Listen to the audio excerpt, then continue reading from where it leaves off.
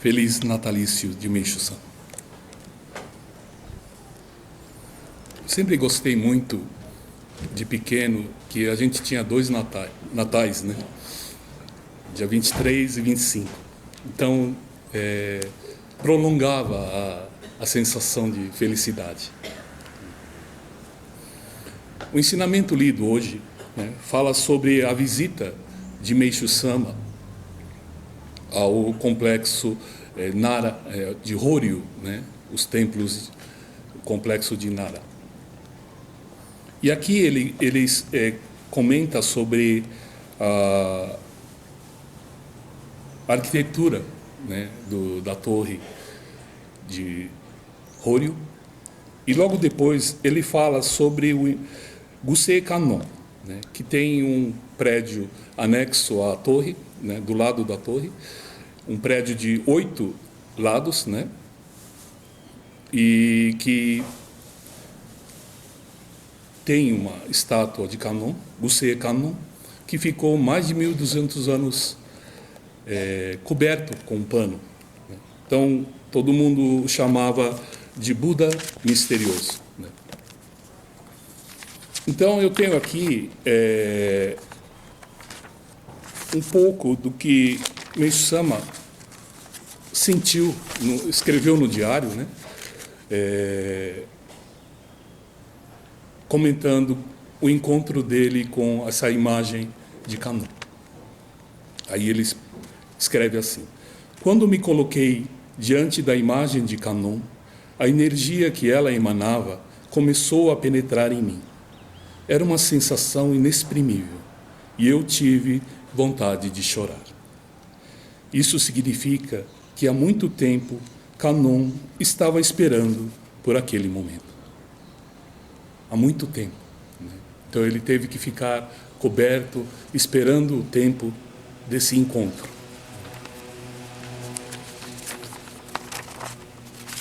Na inauguração do templo, da primeira igreja de Meishu-sama, né, o salmo lido na inauguração da igreja, a igreja de Kannon, né, do Japão, ele escreveu o seguinte salmo: fala-se na luz do Oriente, mas trata-se da luz salvadora de Kannon.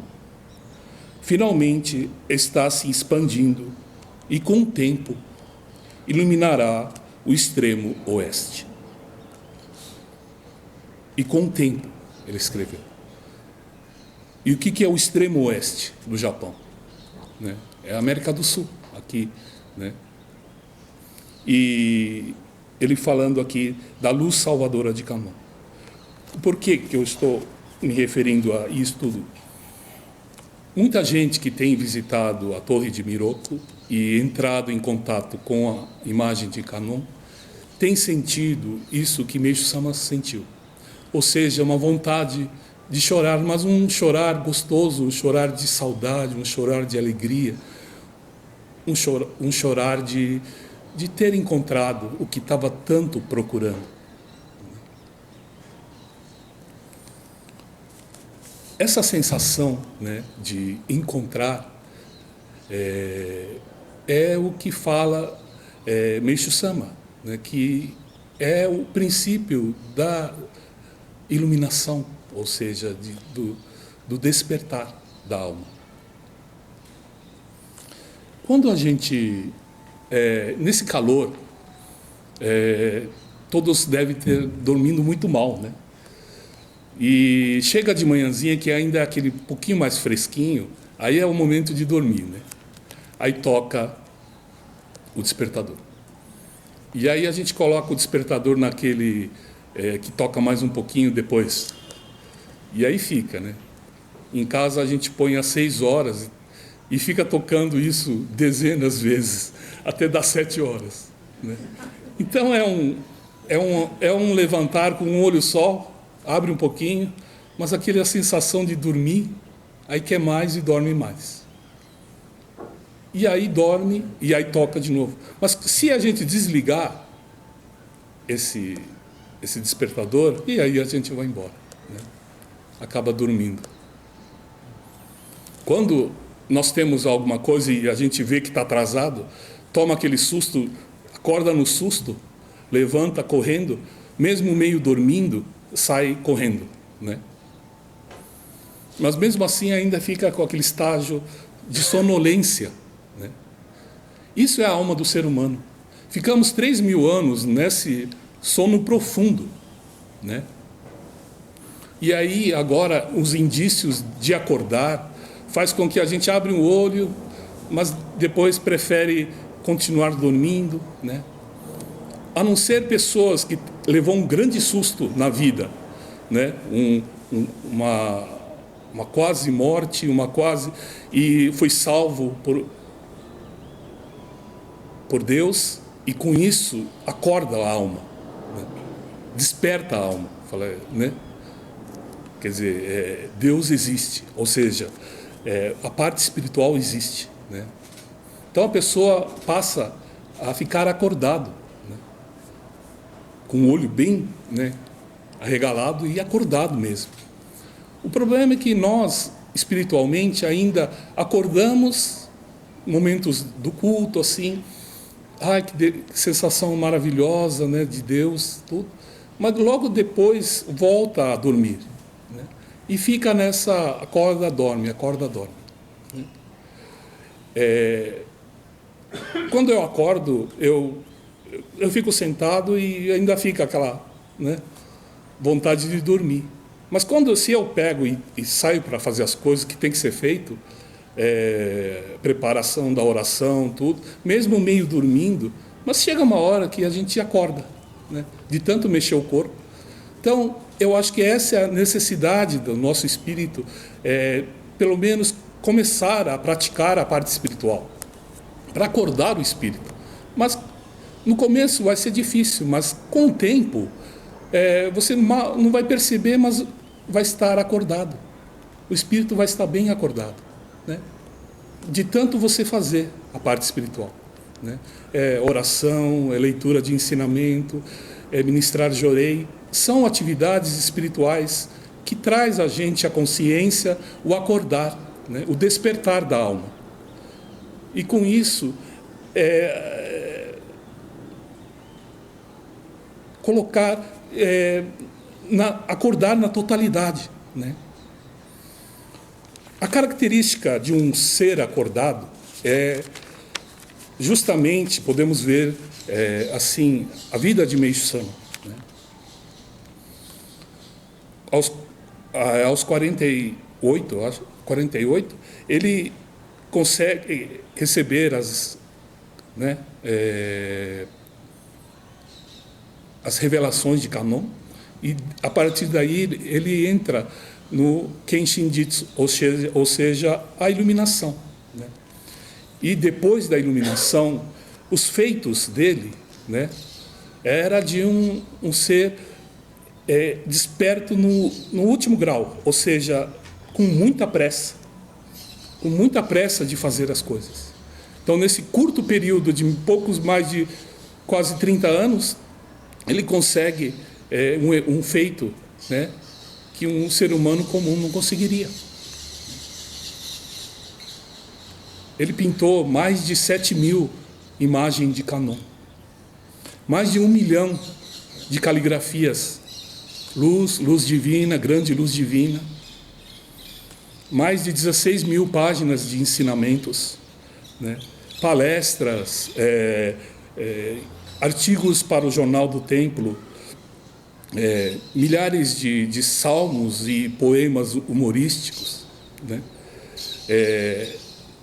Colecionou uma das maiores coleções particulares de obra de arte oriental, edificação de museu, né? A construção dos protótipos do Reino do Céu. Quer dizer, é um ser, né, desperto, né, acordado e com muita pressa, né? Trabalhava bem cedo, até madrugada, né? Então, exigia o máximo do corpo, né? E sempre com muita não querendo perder tempo. Ah, mas eu tenho que trabalhar, eu tenho que viver a vida lá fora, né? Pois bem, mas por que não viver a vida lá fora desperto? Né? Porque todo mundo trabalha assim, quase que um robô. Faz coisas que já está tão acostumado que faz sem pensar já. Né? Mas existe uma coisa que está acontecendo agora, que é o advento da inteligência artificial.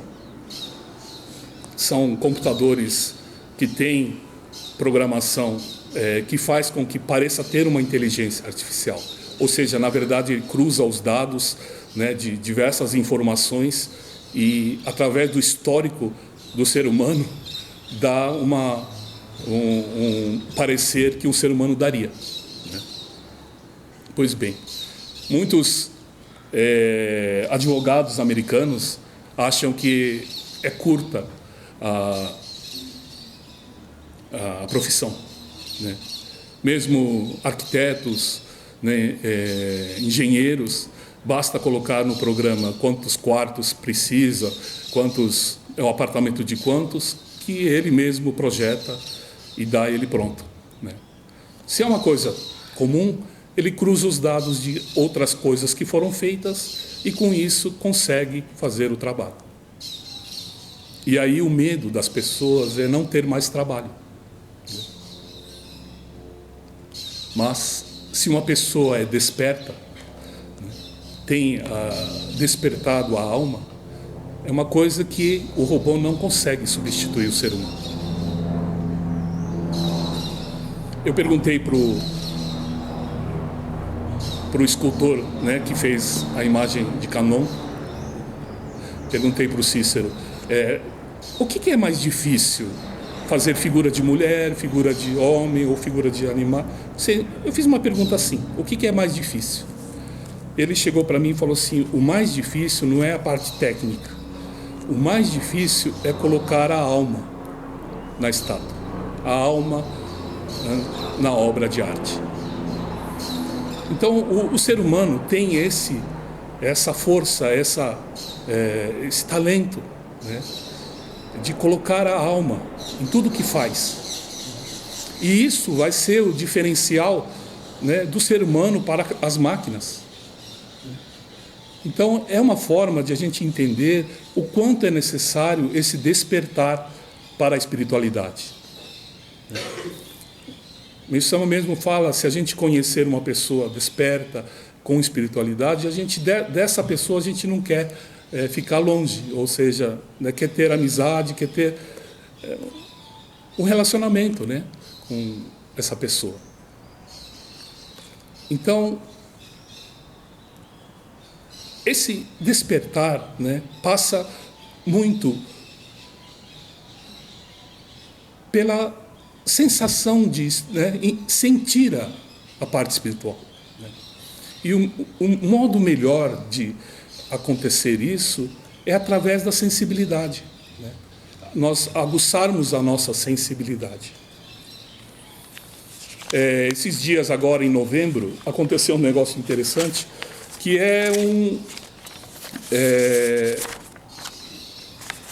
uma igreja evangélica que tem um programa na TV. E aí, ele, num dos programas na TV, ele falava que toda a culpa do mal do mundo são das pessoas que não acreditam em Deus, ou seja, dos ateus.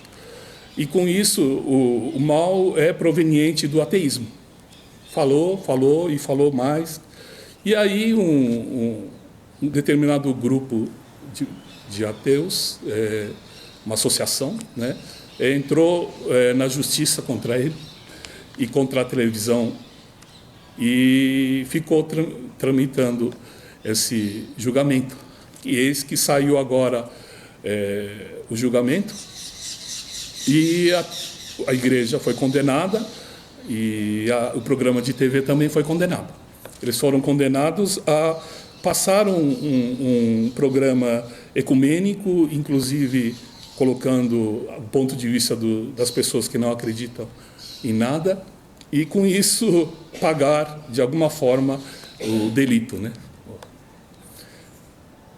Então, o que está acontecendo no mundo, né, esse enfrentamento da parte dos que dizem acreditar em Deus, né, e das pessoas que estão cada vez mais aderindo a esse tipo de pensamento, né? Então, quando a gente conversa com as pessoas que têm essa mente mais prática, científica, ou ateu, né? A gente pergunta e fala, por exemplo, e a maravilha, né, da energia do Sol, né? Energia... Não, o Sol é uma fusão atômica, e com isso a energia, né, libera o hidrogênio, libera o calor. É isso, o Sol. Então falamos da fecundação, né, do nascimento do ser humano. É uma fecundação do espermatozoide. Quer dizer, ele sempre tem um argumento científico para rebater a parte que a gente sente que é a maior das graças de Deus. Eles colocam como sendo algo de um fenômeno, né, científico. Mas o que a gente pode argumentar, e é muito forte esse argumento, é quando passa a falar sobre a arte de Deus. Lá na torre, vocês devem ter visto, nós fizemos um jardim daquelas plantas que chama suculenta, né? Meio parente dos cactos. E com isso, a variedade incrível dessas plantas colocadas no jardim faz com que as pessoas fiquem encantadas. Porque é uma obra tão caprichada de Deus, né? Colocado, cada um diferente, mas de uma criatividade, uma coisa incrível. E as pessoas ficam encantadas, né? Porque, para a visão das pessoas científicas, qual a necessidade de ter o belo, né?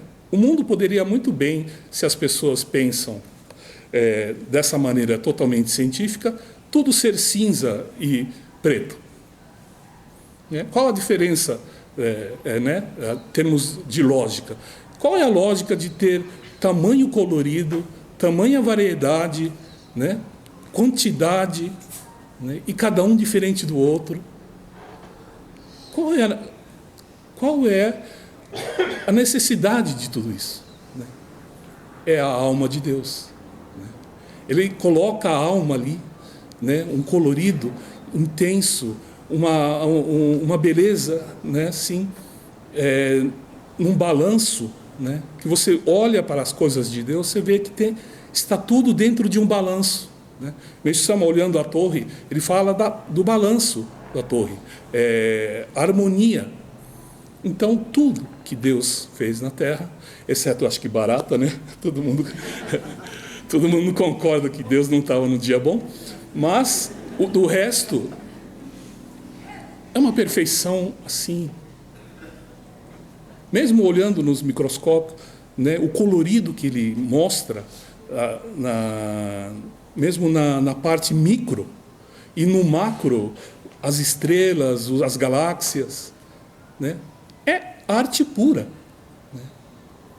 Então, esse caminho, né, de desenvolver sensibilidade com a arte é desenvolver a alma, é desenvolver esse algo a mais, né, do ser humano. Porque senão, realmente, nós temos uma vida de trabalho bem curta, que está muito próximo a esse mundo totalmente automatizado, em que trabalhos extenuantes, cansativos, vai ser feito pelas máquinas. E os trabalhos que exigem algo a mais do ser humano, né? Mas para isso a gente precisa, desde já, começarmos a buscar isso que todo mundo tem dentro. Todo mundo sabe quando uma coisa é bonita. Todo mundo tira o chapéu, né? Mas por quê? Porque tem essa sensibilidade para entender. A máquina não entende o que é bonito, né? Não entende. Mas nós entendemos, né? Por isso, esse despertar, esse acordar, né? A gente acordou um pouquinho antes de todo mundo, talvez. Então é a hora da gente preparar para os que vão vir a acordar, né? Conversando com um membro lá de Camboriú, que inaugurou uma igreja, uma casa de Jorei, e agora, por enquanto, está só familiar dele, né, frequentando tudo. Mas é que ele, perguntando a mim, é que precisa, né, preparar, né? Ele acordou primeiro, então precisa... Quem acorda primeiro faz o café, não é assim? Né? Então ele precisa preparar o local. E muita gente vai vir, muita gente vai acordar, né? E com esse tempo chegando, né, como aqui no Meixo Sama, falando da luz do Oriente vai para o Oeste, e com a inauguração da casa de Meixo Sama, né, a torre, com o Canon.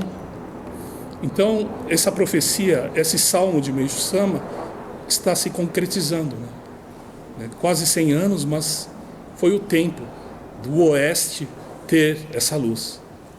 Quando tem uma guerra, quando você pega a coluna de tropas, avança a coluna de tropas o mais longe possível dentro do território inimigo, abre-se um território conquistado muito grande, porque é a distância que foi a tropa, tudo para trás pertence a quem invadiu, né?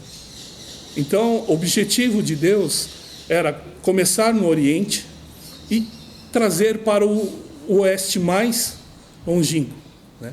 Que no caso, América do Sul, no Brasil, né? E com isso, todo o território para trás pertencer a Deus. Então, é de suma importância, né, essa fincar, né, o território de Deus muito forte, muito firme aqui no Brasil, né? Porque esse trabalho de Deus é uma grande estratégia, né, que faz com que essa disputa com propriamente o mal, né, que quer um mundo cada vez mais sonâmbulo e dormindo, para que eles possam fazer o que quiser. Porque quando a gente está dormindo, a nossa razão, ou seja, o que acha certo, errado, ela fica anuviada. Quando você está no sonho e vê um elefante voando, você no sonho não acha muito estranho. Mas quando você está acordado, olha uma coisa dessa, mas que absurdo, né? Isso não existe, né? Muita coisa na humanidade está porque está sonâmbulo, né? O porquê do ser humano cada vez mais avançando na medicina e cada vez mais o ser humano ficando doente, né? Isso é muito nítido quando a pessoa acorda. Mas quem está dormindo, isso faz parte do sonho, do pesadelo, podemos dizer. É um grande pesadelo que as pessoas estão passando, né?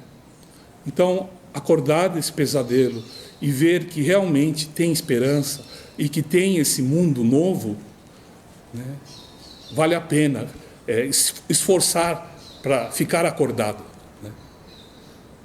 E levar esse estado de consciência para onde você for. Não somente no templo, e sim na casa dos seus familiares, no trabalho, né? Levar essa consciência que existe algo superior, existe algo que nos protege, algo que nos indica o caminho certo, né?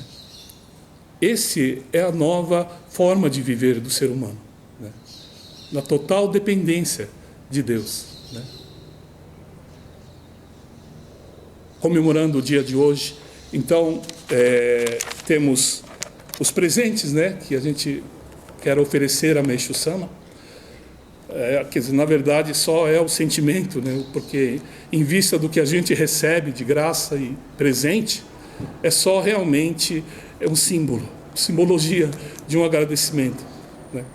Então, temos, seguindo o Meishu Sama, Reverendo Nakahashi, né? Volume 3.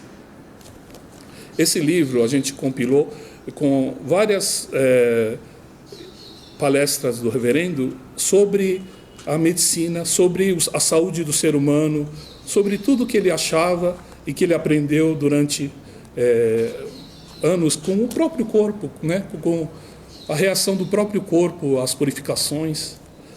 E tem um ensinamento maravilhoso aqui dele, falando da luz de amor, a luz do Jorei, a luz do amor de Deus, né? Muito lindo e vale a pena, né? Porque quando eu estudava assim, tinha um livro que era tudo que tinha, o que a gente tem que aprender num determinado ano letivo, estava tudo composto naquele livro. Mas às vezes a gente lia e o entendimento ficava um pouco aquém do que precisava.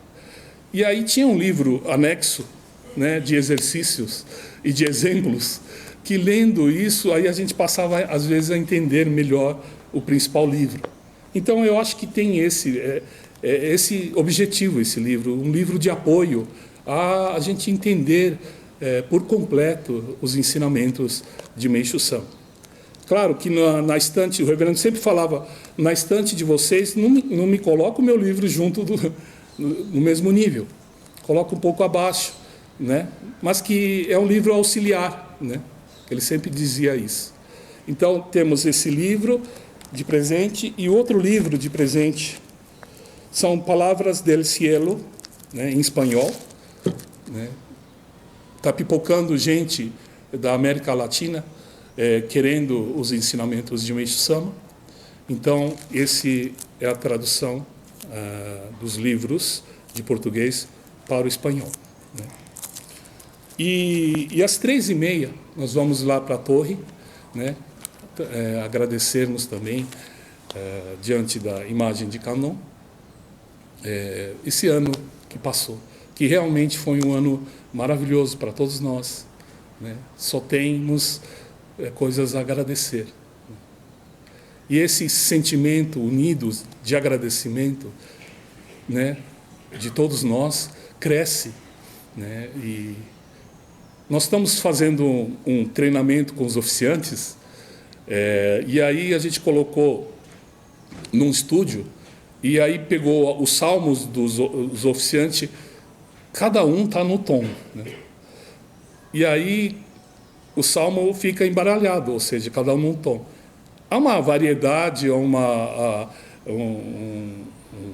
colorido de vozes, mas que não encaixa, né? Porque ficam todos, cada um no seu tom. Ou seja, a própria vida da gente faz com que a gente tenha nossas convicções e aí a gente vai embora com essa convicção, né? É importante isso também. Mas quando a gente entra em grupo, a necessidade da gente escutar o vizinho, tentar aproximar da voz do vizinho, né? E quando acontece essa união de tom, quando acerta todo mundo o tom, a gente está cantando, aí de repente vem uma voz extra. Quando acerta o tom, vem uma voz extra, não sei como é que funciona isso, mas vem um negócio assim que, não sei explicar, mas é uma voz assim que os corais sabem que acontece isso. Então, nós aqui no templo, né, importante é todos nós colocarmos um só pedido, um só agradecimento, né, e com isso crescer essa força, crescer essa oração, né? Um dia como hoje, de uma oração feita por centenas de pessoas, ela tem uma força, né, incrível. Todos vocês agora estão se sentindo muito bem, né? Depois que termina o culto, aquela, né, alegria estampada no rosto de todo mundo, né? essa sensação é importante que seja vindo dessa união, né?